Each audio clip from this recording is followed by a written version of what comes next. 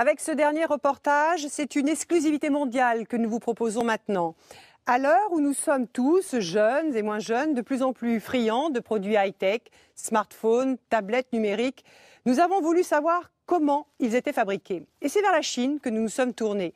Nous avons enquêté dans une entreprise qui emploie 1 400 000 salariés. Toutes ces usines appartiennent au groupe Foxconn et il y est impossible d'y faire pénétrer une caméra. C'est sur leur chaîne de fabrication que sont produits par exemple les iPhones de la célèbre marque Apple. Nous avons donc décidé d'infiltrer ces usines et vous allez découvrir un monde à part, des salariés dont la vie est entièrement dédiée à la production, des conditions de travail qui nous parlent d'un autre temps. C'est une vague de suicides parmi les ouvriers qui nous avaient alertés. Regardez ce document, nous l'avons appelé iGerminal. Il est signé Anne Poiré pour l'agence Upside. Anne sera sur ce plateau à la fin de son reportage. C'est un jour particulier. Les fidèles d'Apple ont attendu des heures pour acheter le dernier né de la marque, l'iPad mini.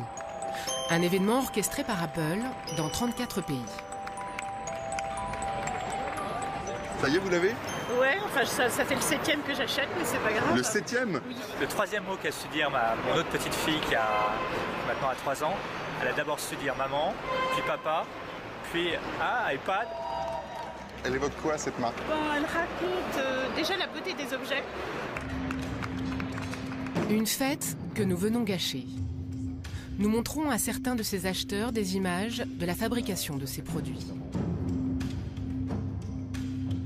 Et c'est une jeune femme qui a 17 ans, qui est aujourd'hui dans un fauteuil roulant parce qu'elle a tenté de mettre fin à ses jours, parce qu'elle travaillait sur une ligne de fabrication que c'était insupportable et qu'elle n'en pouvait plus. Ça, c'est sûr que évidemment c'est pas l'histoire qui nous est racontée. Quelle horreur! Voilà, il n'y a parfois ni l'eau ni l'électricité. Ils sont entassés dans des dortoirs. C'est pas très beau. Si vraiment les conditions de travail sont ça, c'est assez lamentable. Malaise aussi chez les représentants d'Apple, présents sur place. On peut se parler? Je peux vous montrer quelque chose? I'm sorry, you can't come in. It's for customers only today. Yeah, that's a girl. She works in Foxconn. You know Foxconn? Ce jour-là, pas plus qu'un autre, nous ne pourrons interviewer de porte-parole sur les conditions de travail dans les usines d'où viennent tous les produits Apple. Ces images proviennent de Foxconn, le principal sous-traitant d'Apple en Chine, une entreprise fermée aux journalistes. Pour comprendre comment sont assemblés les produits Apple, nous avons réussi à infiltrer leurs usines pendant plusieurs jours. Au fil de leurs images, nous avons découvert un système dans lequel les ouvriers sont entièrement dédiés à la production. Un management militaire où les insultes sont quotidiennes. Toi tu la fermes, t'as qu'à venir là si t'as quelque chose à dire. Il y a aussi ces dortoirs insalubres, des jeunes de 16 ans forcés à travailler et des ouvriers qui se suicident. Les usines Foxconn, le secret de fabrication le plus controversé d'Apple.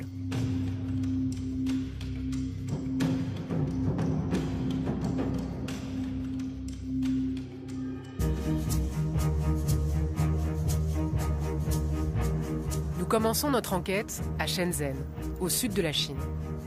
C'est là que le pouvoir a lancé l'ouverture du pays, il y a 30 ans. C'est là que Foxconn a implanté ses usines. Aujourd'hui, avec 1 400 000 personnes, c'est le premier employeur privé de Chine.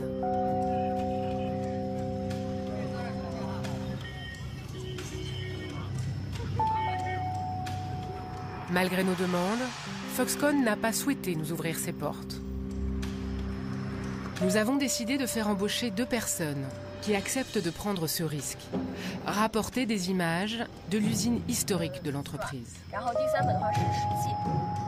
Nous les rencontrons la veille de leur journée de recrutement pour leur confier du matériel de tournage.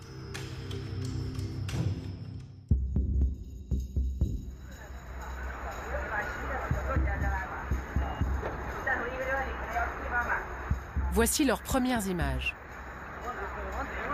L'intérieur ressemble à une ville. Sur plusieurs hectares, les ateliers de fabrication, où sont assemblés des produits Apple, mais aussi certains gadgets de Hewlett-Packard et Amazon.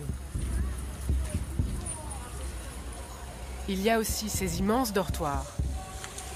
250 000 personnes sont employées ici, la plupart venues des provinces les plus pauvres du pays. Beaucoup n'ont même pas 20 ans. Faut lever la main quand j'appelle votre nom. Une fois à l'intérieur, les ouvriers qui filment pour nous reçoivent les premières consignes. Dès les premières minutes du recrutement, ils doivent se plier aux ordres et faire des heures de queue pour signer leur contrat. Il fait tellement chaud, mais pourquoi on refait encore l'appel? Tais-toi, tu gênes tous les autres. Arrête, il y a des centaines de personnes qui attendent à cause de toi. Bon, je reprends. Tout le monde devra se souvenir par cœur de sa place. Tu la fermes toi aussi. Si tu veux parler, tu n'as qu'à venir ici. Au bout de quelques heures, les deux ouvriers qui portent nos caméras nous retrouvent pour nous livrer leurs impressions. Pour obtenir ce contrat qu'ils viennent de signer, ils ont dû se plier à des consignes très strictes. Ça a duré toute la journée. À chaque étape du recrutement, il y a des responsables pour nous donner des ordres, comme à l'armée, en nous parlant assez méchamment.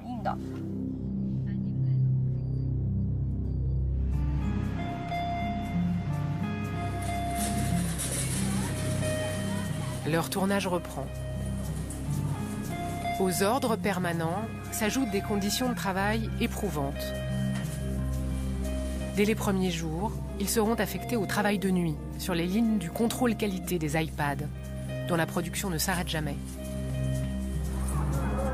Jour et nuit, les milliers de salariés se relaient au vestiaire. Dans ces casiers, ils doivent déposer pour raison de sécurité tout objet métallique. Impossible de filmer plus loin. À l'intérieur, il fait un froid glacial. On n'a pas le droit d'avoir de montre avec nous. Et il n'y a pas d'horloge dans l'atelier. Le temps ne passe pas, c'est désespérant.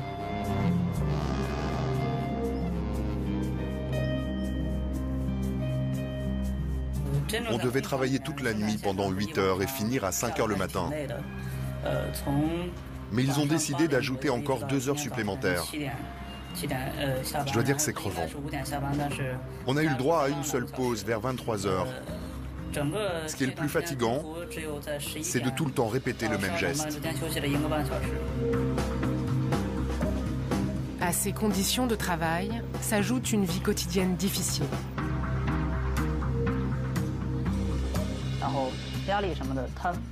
Après le travail, chacun rentre à son dortoir. Personne ne se parle. Ils dorment toute la journée et puis ils retournent travailler. Personne ne se connaît vraiment. Les ouvriers ne quittent l'univers Foxconn qu'à l'occasion d'un congé annuel.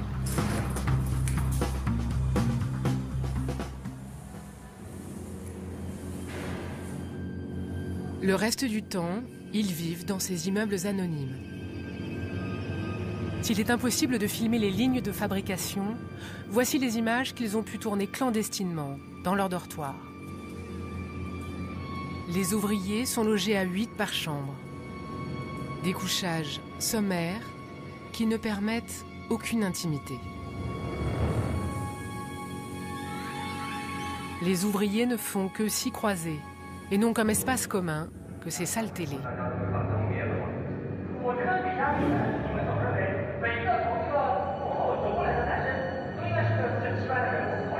Des employés dédiés à la production qui vivent, dorment et mangent sur place. Voici leur cantine. On les voit attablés, seuls, là aussi. À mon arrivée, dans mon dortoir, il y avait 2 filles. Une d'elles travaillait depuis 1 an et l'autre depuis plusieurs semaines. Elle ne s'était encore jamais adressé la parole. Ces dortoirs, que l'ouvrier filme à son réveil, sont en fait payants. En principe, pour ces travailleurs qui viennent de toute la Chine, le salaire mensuel est attractif chez Foxconn.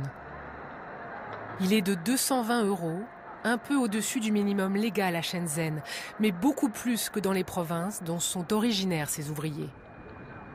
Pourtant, cette somme, Foxconn ne leur verse pas vraiment.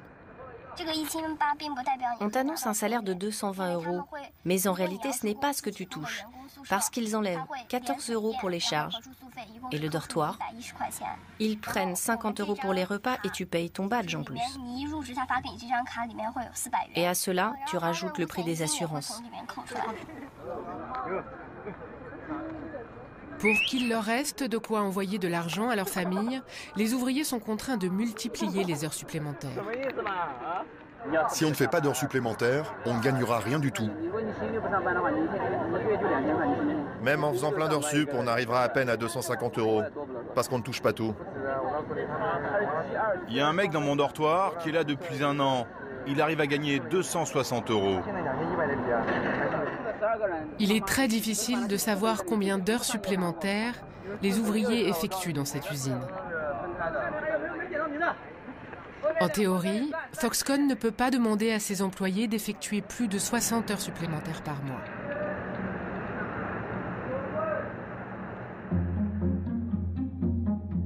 Une vague de suicides a attiré l'attention sur ces conditions de travail. Ici, à Shenzhen, en 5 mois, 14 ouvriers ont mis fin à leur jour il y a 2 ans. Certains en se jetant du haut de leur dortoir.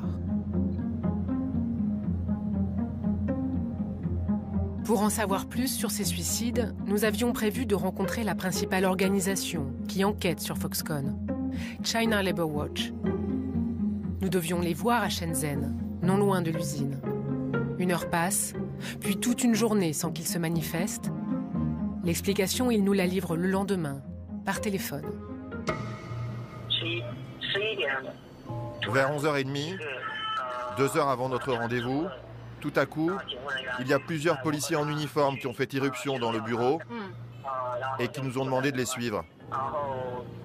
Arrivés au poste de police, ils nous ont fouillés et ils ont pris toutes nos affaires. On a été placés en détention pendant des heures. À la fin, ils nous ont explicitement donné l'ordre de ne pas répondre à vos questions. Les suicides chez Foxconn, un dossier sensible que le pouvoir chinois aimerait passer sous silence. Impossible de rencontrer les organisations de défense de travailleurs. Il nous a fallu parcourir des centaines de kilomètres au cœur de la Chine profonde pour retrouver l'une des ouvrières qui ont plongé Foxconn et son client Apple dans la tourmente. Nous sommes dans le Henan, l'une des provinces les plus pauvres, au centre du pays, là où Foxconn recrute la plupart de sa main-d'œuvre.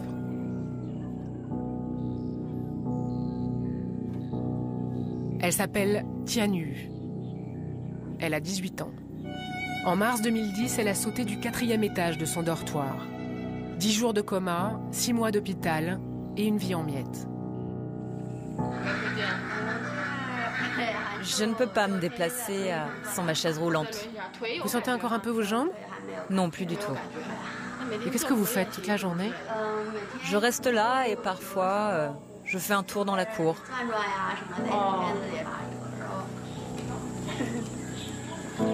Comme tous les jeunes de son village, Tianyu était partie à 16 ans, chercher dans la région de Shenzhen de quoi aider ses parents.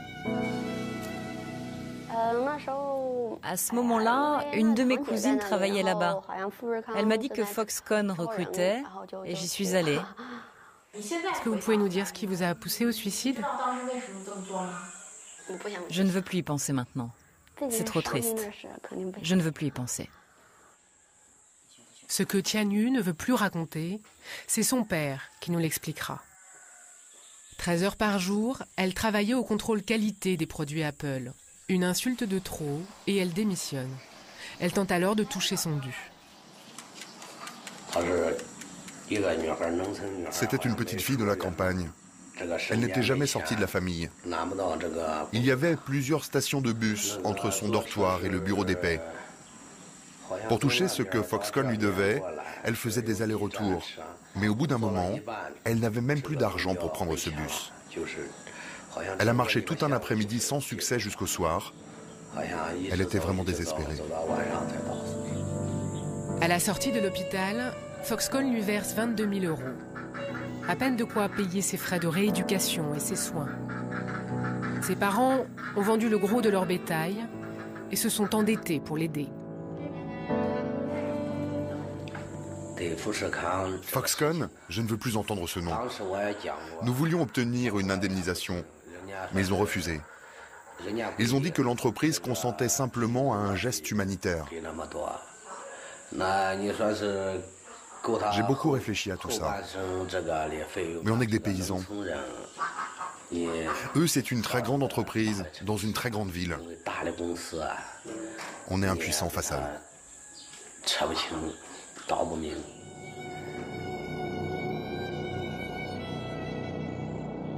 Le désespoir d'une jeune paysanne et 14 suicides ont fait évoluer Foxconn et son client Apple.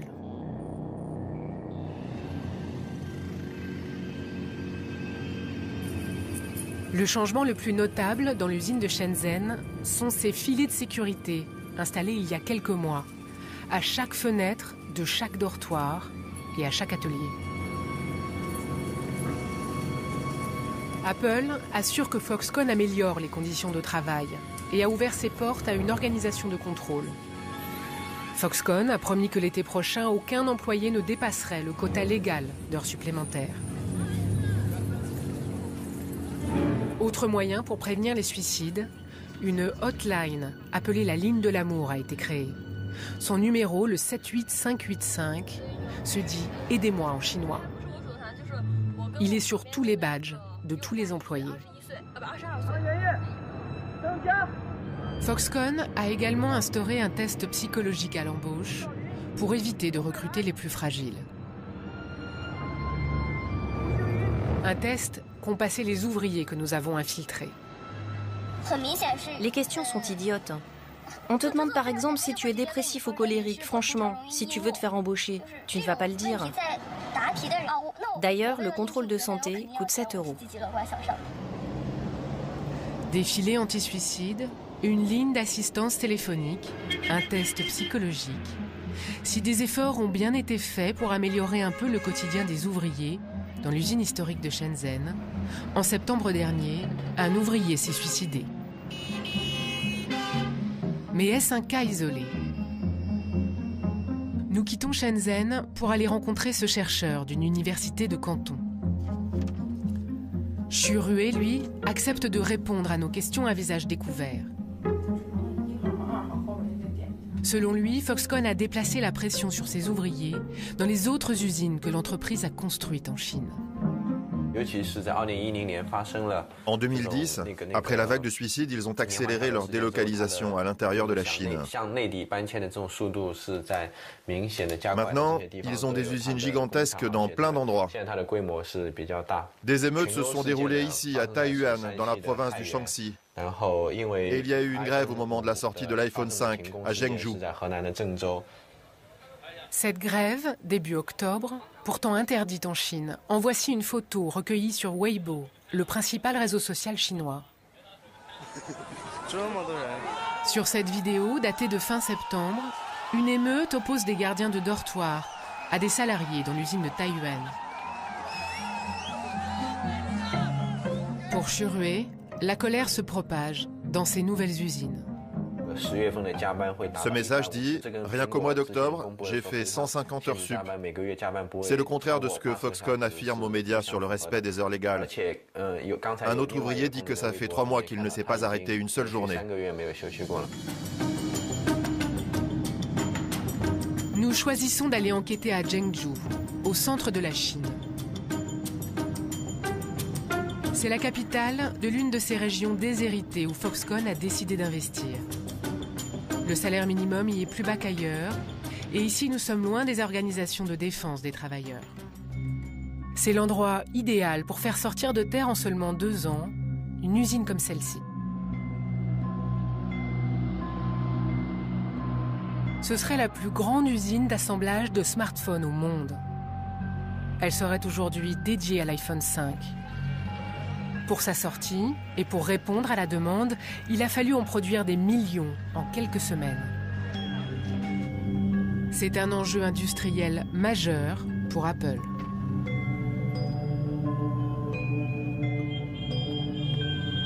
D'autant que le procédé d'assemblage du dernier iPhone est particulièrement délicat. Foxconn l'a reconnu. Un ouvrier de ces lignes de fabrication nous le confirme, sous anonymat. C'est l'aspect extérieur de l'iPhone 5 le problème. On a du mal à trouver la bonne méthode pour la fabrication. Notre chef nous fout la pression pour fournir les commandes. Il nous dit, si tu ne trouves pas de solution, tu te barres.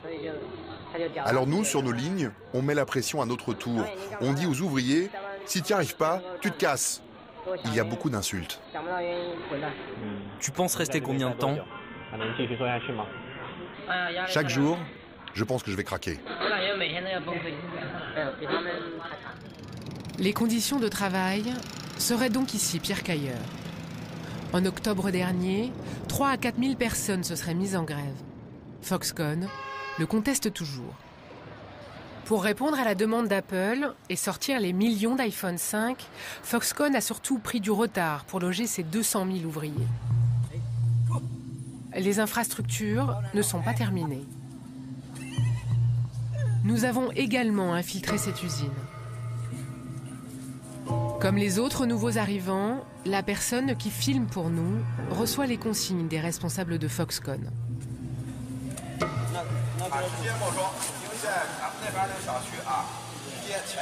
Dans le quartier, avant-hier, il y a eu 8 morts. Ils avaient branché dans leur chambre des équipements trop puissants et le feu s'est déclaré pendant leur sommeil. Ces personnes sont mortes brûlées vives. Donc, le règlement interdit désormais les équipements trop puissants.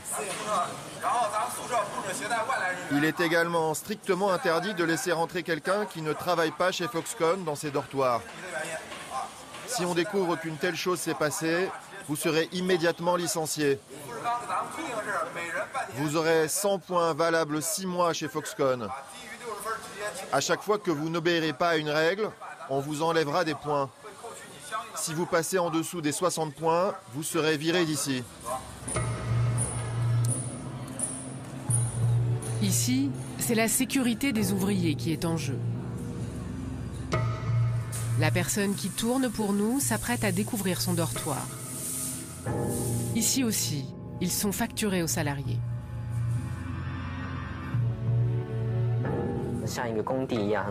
L'immeuble n'est pas encore achevé. Tout est en chantier. Mon dortoir est au 8e étage. Il n'y a pas encore d'ascenseur, c'est pas très pratique. Il n'y a encore ni électricité, ni eau courante. Là, c'est la vue de mon dortoir. Pour les habitations, mais aussi les transports, le niveau de sécurité est déplorable pour les ouvriers. Il va y avoir beaucoup d'autres accidents.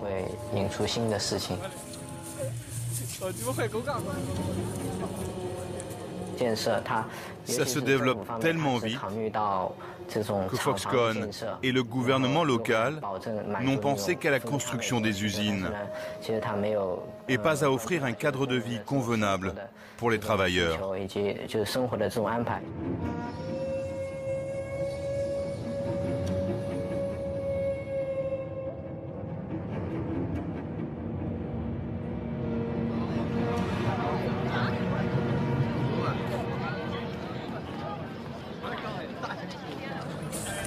À l'intérieur de l'usine, près des cantines, dont le périmètre des dortoirs, au fil de ces rencontres, l'ouvrier filme pour nous ses échanges avec des employés excédés par les conditions de vie et les difficultés de production de l'iPhone 5.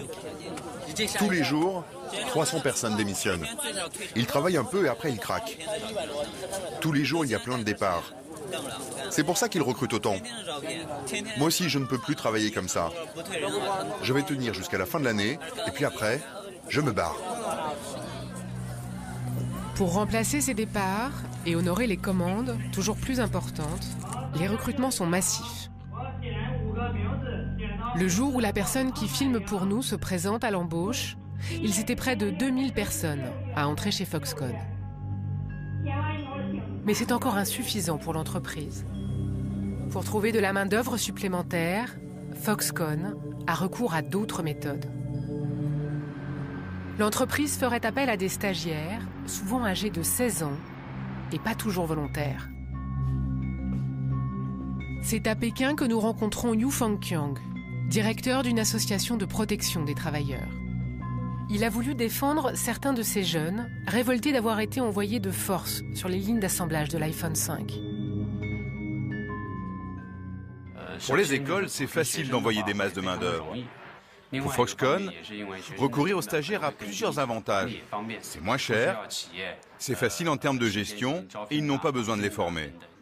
En plus, ce sont des contrats de courte durée. Et dans ce cas précis, c'était au moment du lancement de l'iPhone 5. Foxconn n'a eu besoin d'un supplément de main-d'œuvre que quelques mois seulement. Ce recours aux stagiaires est parfaitement légal depuis 2010, comme l'atteste ce document. Le gouvernement demande par exemple aux universités de faire des efforts pour envoyer le maximum de stagiaires dans les entreprises, particulièrement celles qui ont une pénurie de main-d'œuvre. Le document indique aussi qu'il faut que les régions les plus développées du pays alertent les plus pauvres quand leurs entreprises manquent de main-d'œuvre. Ainsi, ces zones pauvres enverront leurs étudiants combler les manques sur les lignes de production. Des étudiants de 16 ans au service d'une politique gouvernementale, une spécificité du modèle économique chinois dont profite Foxconn. Foxconn est tellement puissant que les gouvernements locaux sont prêts à tout pour l'aider. Il y a une connivence étroite. Ils sont très liés. Le recours aux stagiaires est réglementé. Ils doivent être en rapport avec la formation des étudiants. Ces derniers doivent être consentants et ne pas travailler de nuit. Mais le sous-traitant d'Apple respecte-t-il bien cette législation ? Nous retournons enquêter à Zhengzhou, là où sont assemblés les iPhone 5. Selon une source interne, les stagiaires seraient ici jusqu'à 15 000, 7% des ouvriers. Foxconn refuse de commenter ce chiffre. Selon Apple, il serait 3 fois moins. Autour de l'usine, ces commerces, construits à la va-vite par des paysans locaux. C'est là que se retrouvent les ouvriers. C'est là que nous allons rencontrer 2 jeunes filles. Nous les interrogeons en caméra cachée. Elles ont 16 ans et sont stagiaires chez Foxconn pour 3 mois. Contrairement à ce que prévoit la loi, elles sont bien ici, contre leur volonté. Vous étudiez la médecine et vous travaillez chez Foxconn, mais pourquoi? Quel rapport? Aucun. On travaille à la chaîne. Mais ce n'est pas en rapport avec vos études? Non, mais c'est l'école qui nous a envoyés ici. D'ailleurs, personne ne voulait venir, mais les professeurs nous ont dit que c'était obligatoire. Mais vous travaillez de jour ou de nuit? On fait les deux. Et comment vous vous sentez? Bof, pas terrible, c'est fatigant. Qu'est-ce qui se serait passé si vous aviez refusé de venir? Il y en a qui disent qu'ils ne nous donneront pas de diplôme. J'ai entendu dire qu'ils pourraient aussi supprimer la bourse d'études. Nos parents sont inquiets, ils ne veulent pas qu'on soit là. Ils ont essayé de négocier avec l'école, mais ça n'a pas marché. Nos parents n'ont pas de solution. Mais ils ne sont pas contents du tout. Ils trouvent qu'on est beaucoup trop jeunes pour être dans un endroit pareil. Des étudiantes forcées à travailler dans un domaine qui n'a rien à voir avec leur formation et qui sont sur les chaînes de production la nuit. Tout est illégal. Nous tentons de joindre leur école pour obtenir une explication. Bonjour, nous faisons une enquête. Vous avez bien des stagiaires en ce moment chez Foxconn? Dans leur usine de Zhengzhou, dans le Henan. C'est exact. Mais ça n'a rien à voir avec ce qu'ils étudient. Pourquoi est-ce le cas?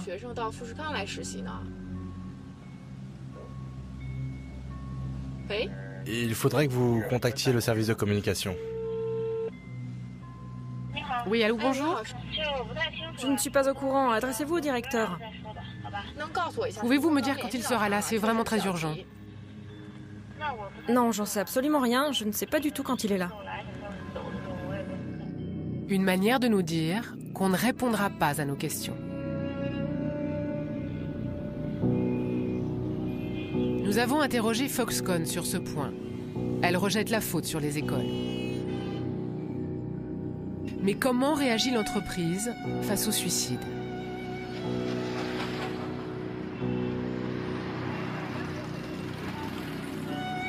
Durant notre tournage, nous apprenons qu'un employé de 22 ans vient de se suicider. Justement ici, à Zhengzhou. Il travaillait sur les lignes de fabrication de la carte mère de l'iPhone 5. La famille a protesté devant l'usine. Un ouvrier nous fait passer une photo de cette manifestation interdite. Le lendemain, nous parvenons à joindre le frère par téléphone.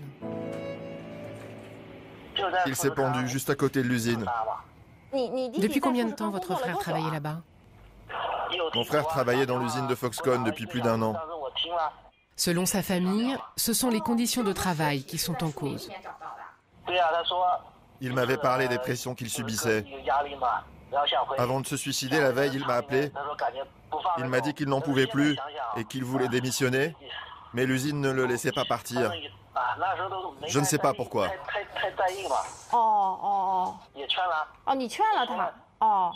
Je pense que je n'ai pas assez pris au sérieux ce qu'il me disait. J'avais essayé de le consoler. Je lui ai dit de ne pas trop y penser. On ne peut pas le faire revivre. On peut juste attendre. Voir comment Foxconn va réagir.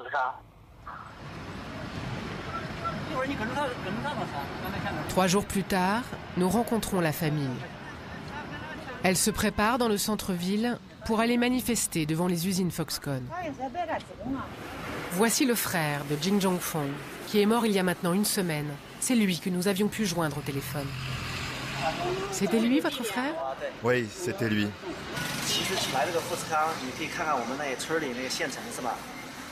Il était venu travailler chez Foxconn parce qu'au village, il y a des offres d'emploi partout.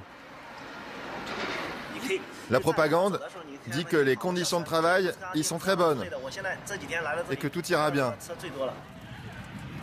Avec son père, il exige de Foxconn une indemnisation. Ils ont convié plusieurs médias chinois. Aucun ne s'est déplacé. Juste avant l'heure fixée pour la manifestation, l'entreprise rappelle le père. Il part pour une ultime médiation. Quelques instants plus tard, celui-ci appelle son fils. Allô, papa ? Comment avancent les négociations ? Et qu'est-ce qu'on fait alors ? On va plus à l'usine manifester ? Jing Chaofeng apprend que selon le contrat signé par son frère, Foxconn est dégagé de toute responsabilité en cas de comportement excessif. Le suicide en fait partie. Par ailleurs, son frère a laissé une lettre. Il y raconte les pressions au quotidien, mais également des douleurs d'enfance. La famille est maintenant convaincue qu'un tribunal rejettera leur plainte en cas de procédure. On ne peut plus rien faire, peu importe si on manifeste ou pas. Il n'y a que les riches qui ont du pouvoir. Non, ce sont les règles de l'entreprise. Mais ces règles, ce ne sont pas les lois. Ce sont leurs règles et nous devons obéir. On ne peut plus rien faire.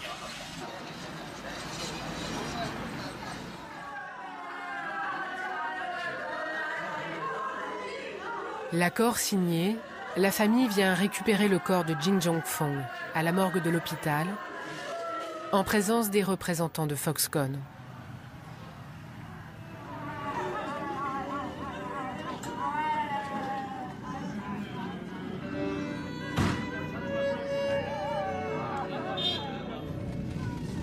Foxconn a consenti à un geste.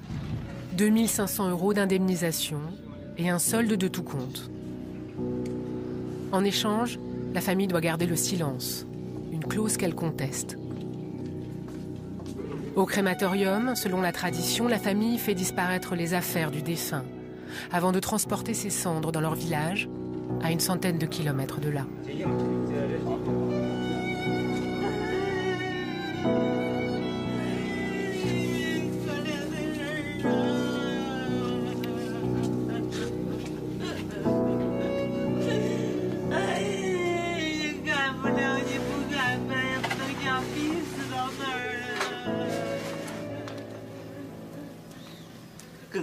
Tout est injuste depuis le début. Tout est tellement injuste.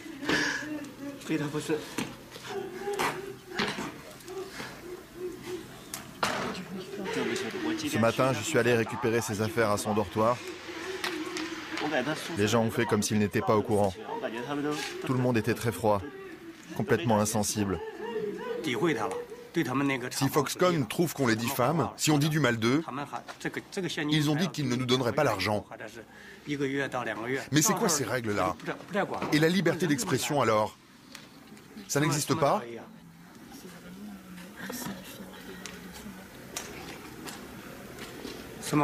Qu'est-ce que c'est que ces lois qui ne valent que pour les riches?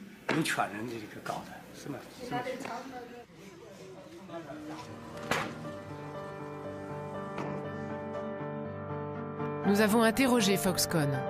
Dans leur réponse, l'entreprise dit ne pas être au courant de ce nouveau suicide. Rien de tel ne se serait produit sur leur installation. Il y a un mois, Foxconn a annoncé qu'1 million de robots remplaceraient les ouvriers chinois d'ici 2 ans. Sollicité, Apple ne nous a répondu que par mail et de façon imprécise. En préambule, la firme américaine indique que ses sous-traitants sont tenus d'offrir à leurs employés les conditions de travail les plus sûres, le respect et la dignité.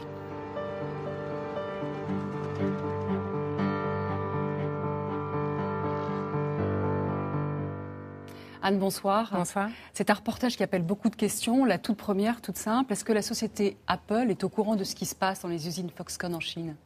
Apple ne peut pas ignorer ce qui se passe pour la bonne raison qu'ils publient eux-mêmes sur leur site internet un rapport tous les ans qui est actualisé très régulièrement sur les conditions de travail et les violations de droits de l'homme et des règlements internes du code de travail chez ces sous-traitants. Donc ils ont des retours d'informations et ils sont forcément au courant de ce qui se passe.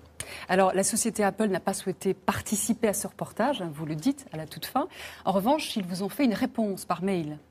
Alors tout à fait, on n'a pas pu les interviewer et les filmer, on a pu poser nos questions par mail, ils y ont répondu en partie, c'est-à-dire des questions très simples, comme combien d'employés travaillent pour vous chez Foxconn, on n'a pas pu avoir de réponse, à des questions plus larges, à des questions même assez précises sur les suicides qu'on posait. Ils nous ont souvent répondu par des extraits de ce rapport en anglais. Voilà, il y a un culte du secret chez Apple qui est dans son ADN, qui est inscrit depuis le départ pour protéger ses produits et qui peut poser problème dans ce genre lorsqu'il s'agit de la transparence pour les conditions de travail chez ses sous-traitants. Est-ce que vous êtes la première caméra à entrer dans une usine Foxconn en Chine ? Alors, à notre connaissance, nous sommes les seuls à montrer les ouvriers de Foxconn librement et s'exprimant librement. Il y a 1 an, une équipe américaine qui a été invitée par Foxconn et Apple.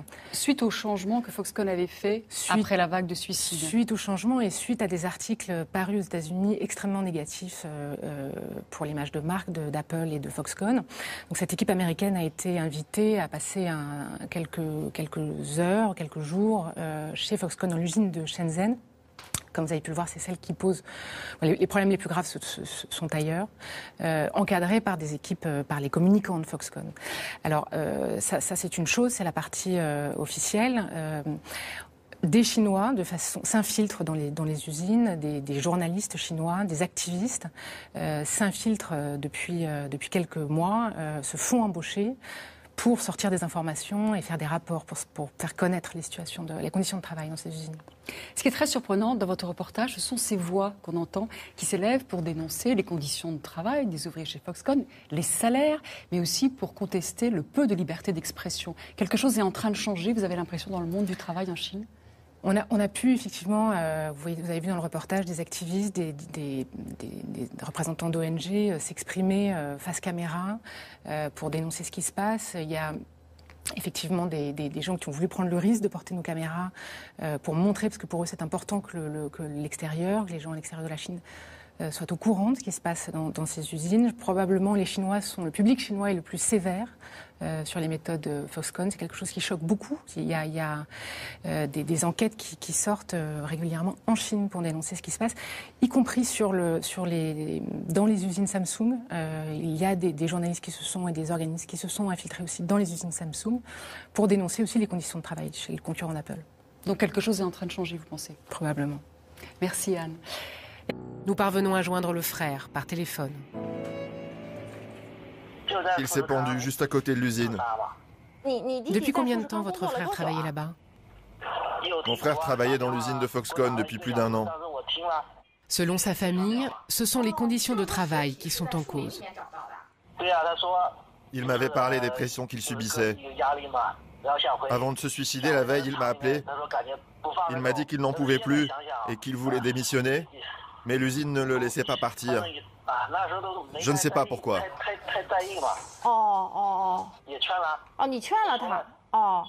Je pense que je n'ai pas assez pris au sérieux ce qu'il me disait. J'avais essayé de le consoler. Je lui ai dit de ne pas trop y penser. On ne peut pas le faire revivre. On peut juste attendre. Voir comment Foxconn va réagir.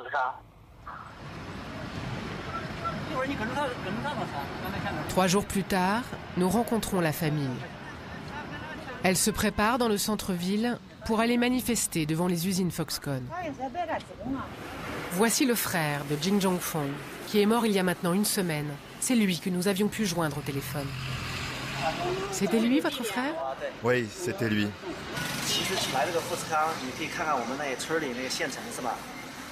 Il était venu travailler chez Foxconn parce qu'au village, il y a des offres d'emploi partout. La propagande dit que les conditions de travail y sont très bonnes et que tout ira bien. Avec son père, il exige de Foxconn une indemnisation. Ils ont convié plusieurs médias chinois. Aucun ne s'est déplacé. Juste avant l'heure fixée pour la manifestation, l'entreprise rappelle le père. Il part pour une ultime médiation. Quelques instants plus tard, celui-ci appelle son fils. Allô, papa? Comment avancent les négociations? Et qu'est-ce qu'on fait alors? On va plus à l'usine manifester? Jing Chaofeng apprend que selon le contrat signé par son frère, Foxconn est dégagé de toute responsabilité en cas de comportement excessif. Le suicide en fait partie. Par ailleurs, son frère a laissé une lettre. Il y raconte les pressions au quotidien, mais également des douleurs d'enfance. La famille est maintenant convaincue qu'un tribunal rejettera leur plainte en cas de procédure. On ne peut plus rien faire, peu importe si on manifeste ou pas. Il n'y a que les riches qui ont du pouvoir. Non, ce sont les règles de l'entreprise. Mais ces règles, ce ne sont pas les lois. Nous avons donc décidé d'infiltrer ces usines et vous allez découvrir un monde à part, des salariés dont la vie est entièrement dédiée à la production, des conditions de travail qui nous parlent d'un autre temps. C'est une vague de suicides parmi les ouvriers qui nous avaient alertés. Regardez ce document, nous l'avons appelé e-Germinal. Il est signé Anne Poiré pour l'agence Upside. Anne sera sur ce plateau à la fin de son reportage. C'est un jour particulier. Les fidèles d'Apple ont attendu des heures pour acheter le dernier né de la marque, l'iPad mini. Un événement orchestré par Apple dans 34 pays. Ça y est, vous l'avez? Ouais, enfin ça fait le 7e que j'achète, mais c'est pas grave. Le 7e? Oui. Le 3e mot qu'a su dire mon autre petite fille qui a maintenant 3 ans. Elle a d'abord su dire maman, puis papa, puis iPad. Elle évoque quoi cette marque? Elle raconte déjà la beauté des objets. Une fête que nous venons gâcher. Nous montrons à certains de ces acheteurs des images de la fabrication de ces produits. Et c'est une jeune femme qui a 17 ans, qui est aujourd'hui dans un fauteuil roulant parce qu'elle a tenté de mettre fin à ses jours, parce qu'elle travaillait sur une ligne de fabrication que c'était insupportable et qu'elle n'en pouvait plus. c'est sûr que évidemment c'est pas l'histoire qui nous est racontée. Quelle horreur! Voilà, il n'y a parfois ni l'eau ni l'électricité. Ils sont entassés dans des dortoirs. C'est pas très beau. Si vraiment les conditions de travail sont ça, c'est assez lamentable. Malaise aussi chez les représentants d'Apple, présents sur place. On peut se parler? Je peux vous montrer quelque chose? I'm sorry, you can't come in. It's for customers only today. Yeah, that's a girl. She works in Foxconn. You know Foxconn? Ce jour-là, pas plus qu'un autre, nous ne pourrons interviewer de porte-parole sur les conditions de travail dans les usines d'où viennent tous les produits Apple. Ces images proviennent de Foxconn, le principal sous-traitant d'Apple en Chine, une entreprise fermée aux journalistes. Pour comprendre comment sont assemblés les produits Apple, nous avons réussi à infiltrer leurs usines pendant plusieurs jours. Au fil de leurs images, nous avons découvert un système dans lequel les ouvriers sont entièrement dédiés à la production. Un management militaire où les insultes sont quotidiennes. Toi, tu la fermes. T'as qu'à venir là si t'as quelque chose à dire. Il y a aussi ces dortoirs insalubres, des jeunes de 16 ans forcés à travailler et des ouvriers qui se suicident. Les usines Foxconn, le secret de fabrication le plus controversé d'Apple.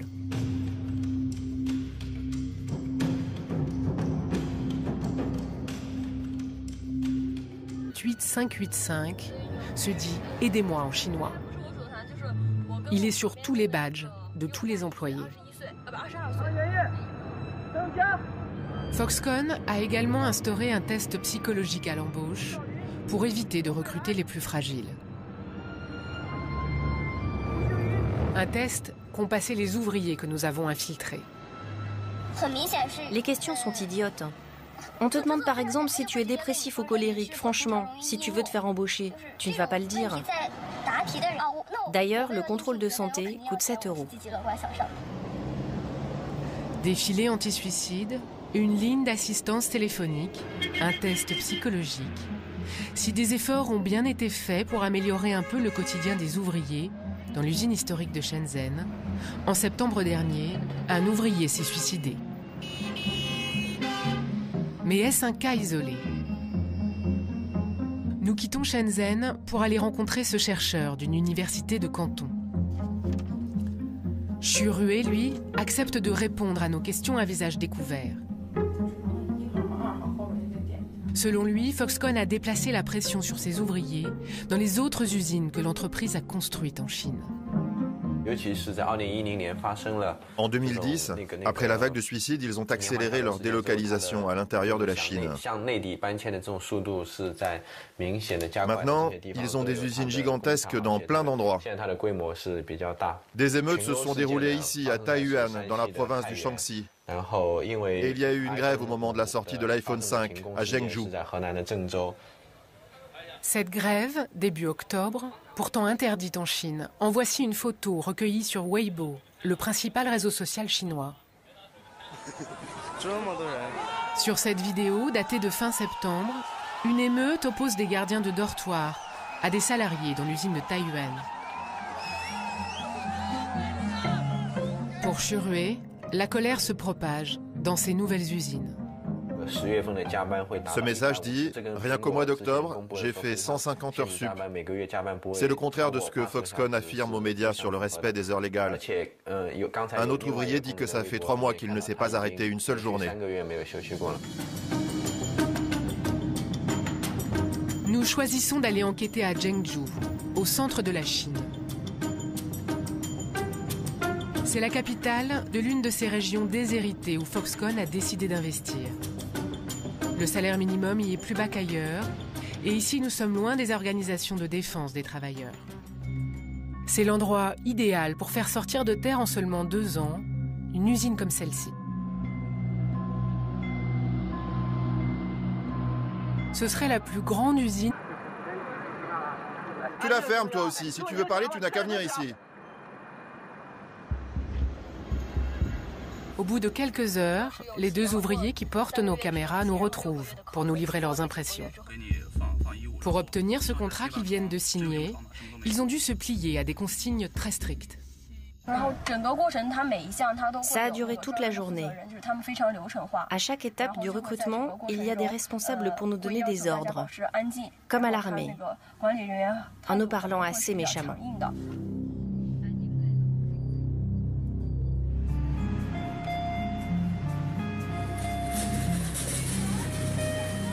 Leur tournage reprend.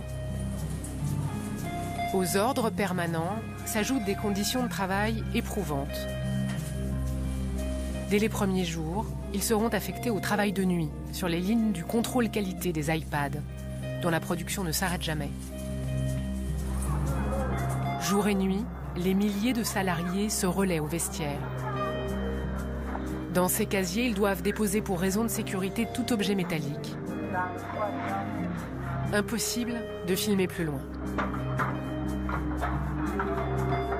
À l'intérieur, il fait un froid glacial. On n'a pas le droit d'avoir de montre avec nous. Et il n'y a pas d'horloge dans l'atelier. Le temps ne passe pas, c'est désespérant.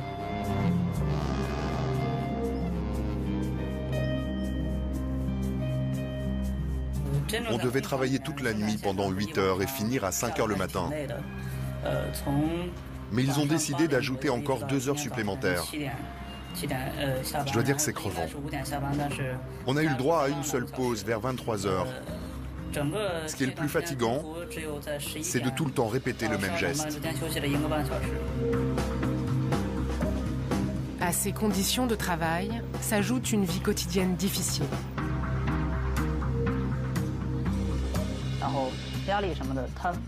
Après le travail, chacun rentre à son dortoir. Personne ne se parle. Ils dorment toute la journée et puis ils retournent travailler. Personne ne se connaît vraiment. Les ouvriers ne quittent l'univers Foxconn qu'à l'occasion d'un congé annuel.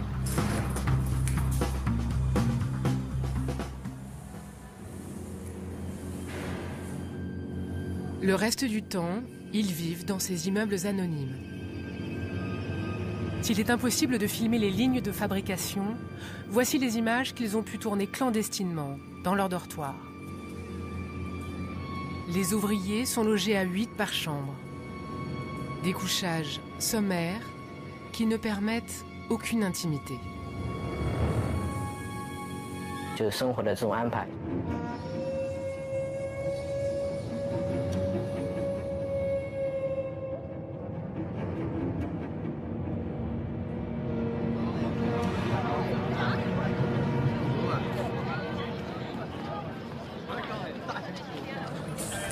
À l'intérieur de l'usine, près des cantines, dont le périmètre des dortoirs, au fil de ces rencontres, l'ouvrier filme pour nous ses échanges avec des employés, excédés par les conditions de vie et les difficultés de production de l'iPhone 5. Tous les jours, 300 personnes démissionnent. Ils travaillent un peu et après ils craquent. Tous les jours, il y a plein de départs. C'est pour ça qu'ils recrutent autant. Moi aussi, je ne peux plus travailler comme ça. Je vais tenir jusqu'à la fin de l'année, et puis après, je me barre.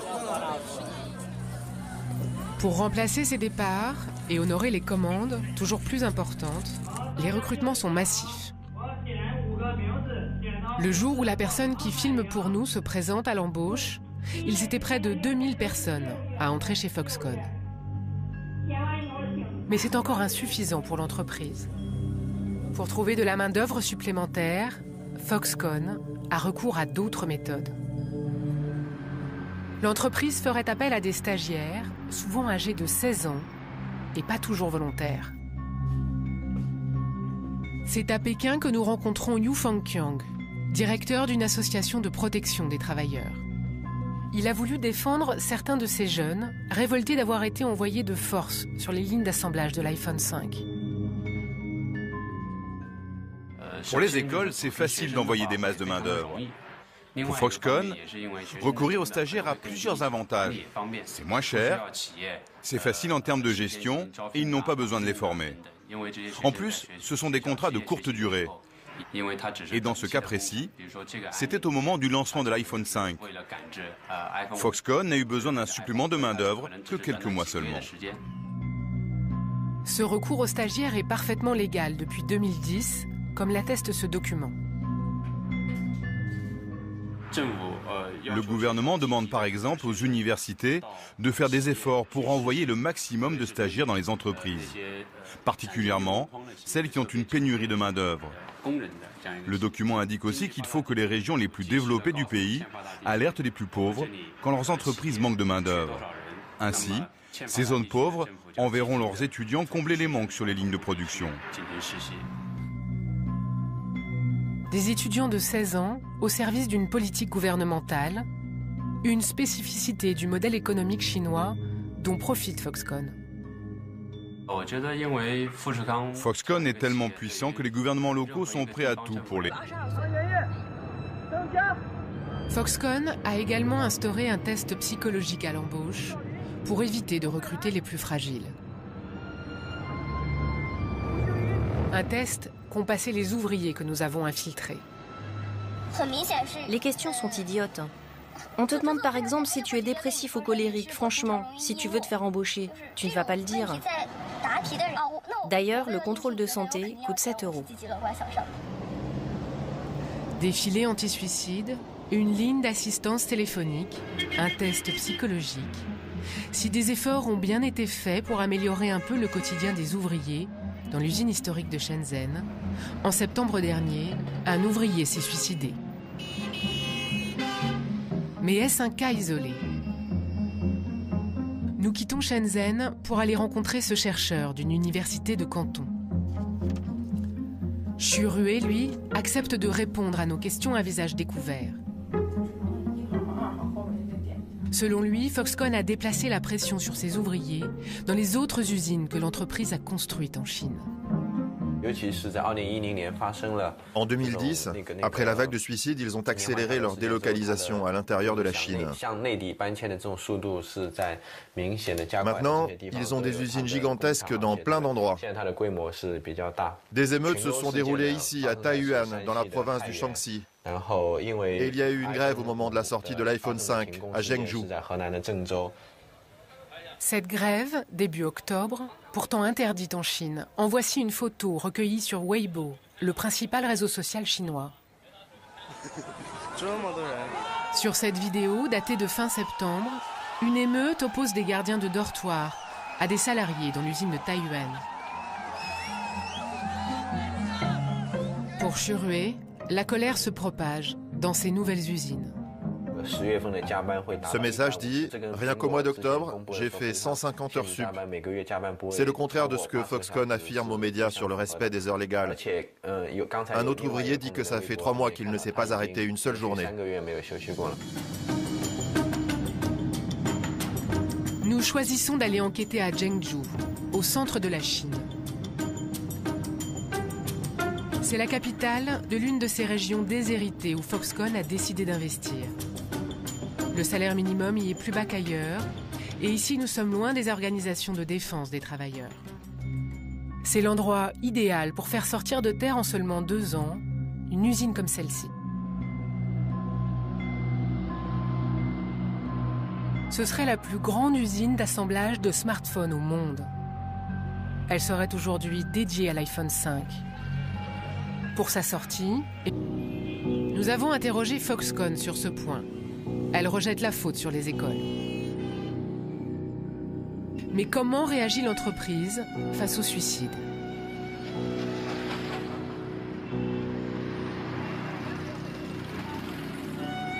Durant notre tournage, nous apprenons qu'un employé de 22 ans vient de se suicider. Justement ici, à Zhengzhou. Il travaillait sur les lignes de fabrication de la carte mère de l'iPhone 5. La famille a protesté devant l'usine. Un ouvrier nous fait passer une photo de cette manifestation interdite. Le lendemain, nous parvenons à joindre le frère par téléphone. Il s'est pendu juste à côté de l'usine. Depuis combien de temps votre frère travaillait là-bas? Mon frère travaillait dans l'usine de Foxconn depuis plus d'1 an. Selon sa famille, ce sont les conditions de travail qui sont en cause. Il m'avait parlé des pressions qu'il subissait. Avant de se suicider la veille, il m'a appelé. Il m'a dit qu'il n'en pouvait plus et qu'il voulait démissionner, mais l'usine ne le laissait pas partir. Je ne sais pas pourquoi.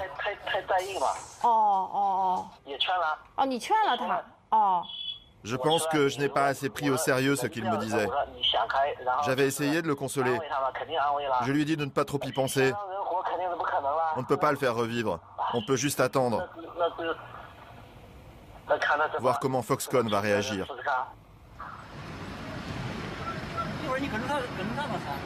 Trois jours plus tard, nous rencontrons la famille.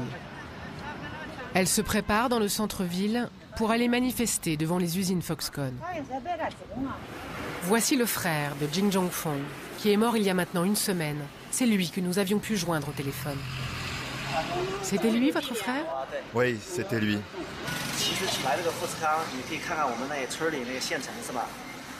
Il était venu travailler chez Foxconn parce qu'au village, il y a des offres d'emploi partout. La propagande dit que les conditions de travail y sont très bonnes et que tout ira bien. Avec son père, il exige de Foxconn une indemnisation. Ils ont convié plusieurs médias chinois. Aucun ne s'est déplacé. Juste avant l'heure fixée pour la manifestation, l'entreprise rappelle le père. Il part pour une ultime médiation. Quelques instants plus tard, celui-ci appelle son fils. Allô, papa? Comment avancent les négociations? Qu'est-ce qu'on fait alors? On va plus à l'usine manifester? C'est un reportage qui appelle beaucoup de questions. La toute première, toute simple, est-ce que la société Apple est au courant de ce qui se passe dans les usines Foxconn en Chine? Apple ne peut pas ignorer ce qui se passe pour la bonne raison qu'ils publient eux-mêmes sur leur site internet un rapport tous les ans qui est actualisé très régulièrement sur les conditions de travail et les violations de droits de l'homme et des règlements internes du code de travail chez ces sous-traitants. Donc ils ont des retours d'informations et ils sont forcément au courant de ce qui se passe. Alors, la société Apple n'a pas souhaité participer à ce reportage, vous le dites à la toute fin. En revanche, ils vous ont fait une réponse par mail. Alors tout à fait, on n'a pas pu les interviewer et les filmer, on a pu poser nos questions par mail, ils y ont répondu en partie, c'est-à-dire des questions très simples, comme combien d'employés travaillent pour vous chez Foxconn, on n'a pas pu avoir de réponse, à des questions plus larges, à des questions même assez précises sur les suicides qu'on posait. Ils nous ont souvent répondu par des extraits de ce rapport en anglais. Voilà, il y a un culte du secret chez Apple qui est dans son ADN, qui est inscrit depuis le départ pour protéger ses produits et qui peut poser problème dans ce genre lorsqu'il s'agit de la transparence pour les conditions de travail chez ses sous-traitants. Est-ce que vous êtes la première caméra à entrer dans une usine Foxconn en Chine? Alors, à notre connaissance, nous sommes les seuls à montrer les ouvriers de Foxconn librement et s'exprimant librement. Il y a un an, une équipe américaine qui a été invitée par Foxconn et Apple. Suite au changement que Foxconn avait fait après la vague de suicides. Suite au changement et suite à des articles parus aux États-Unis extrêmement négatifs pour l'image de marque d'Apple et de Foxconn. Donc, cette équipe américaine a été invitée à passer quelques heures, quelques jours chez Foxconn dans l'usine de Shenzhen. Comme vous avez pu le voir, c'est celle qui pose... Les problèmes les plus graves sont ailleurs, encadrés par des équipes, par les communicants de Foxconn. Alors, ça c'est une chose, c'est la partie officielle. Des Chinois s'infiltrent dans les usines, des journalistes chinois, des activistes s'infiltrent depuis quelques mois, se font embaucher pour sortir des informations et faire des rapports, pour faire connaître les conditions de travail dans ces usines. Ce qui est très surprenant dans votre reportage, ce sont ces voix qu'on entend qui s'élèvent pour dénoncer les conditions de travail des ouvriers chez Foxconn, les salaires, mais aussi pour contester le peu de liberté d'expression. Quelque chose est en train de changer, vous avez l'impression, dans le monde du travail en Chine ? On a pu effectivement, vous avez vu dans le reportage, des activistes, des représentants d'ONG s'exprimer face caméra pour dénoncer ce qui se passe. Il y a effectivement des gens qui ont voulu prendre le risque de porter nos caméras pour montrer, parce que pour eux c'est important que l'extérieur, que les gens à l'extérieur de la Chine soient au courant de ce qui se passe dans ces usines. Probablement le public chinois est le plus sévère. C'est en détention pendant des heures. À la fin, ils nous ont explicitement donné l'ordre de ne pas répondre à vos questions. Les suicides chez Foxconn, un dossier sensible que le pouvoir chinois aimerait passer sous silence.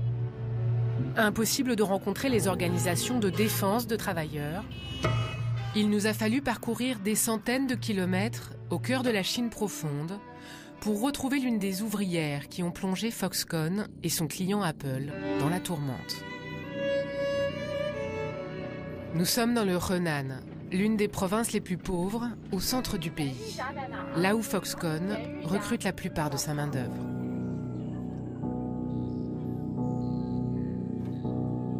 Elle s'appelle Tian Yu. Elle a 18 ans. En mars 2010, elle a sauté du 4e étage de son dortoir. 10 jours de coma, 6 mois d'hôpital et une vie en miettes. Je ne peux pas me déplacer sans ma chaise roulante. Vous sentez encore un peu vos jambes? Non, plus du tout. Et qu'est-ce que vous faites toute la journée? Je reste là et parfois, je fais un tour dans la cour.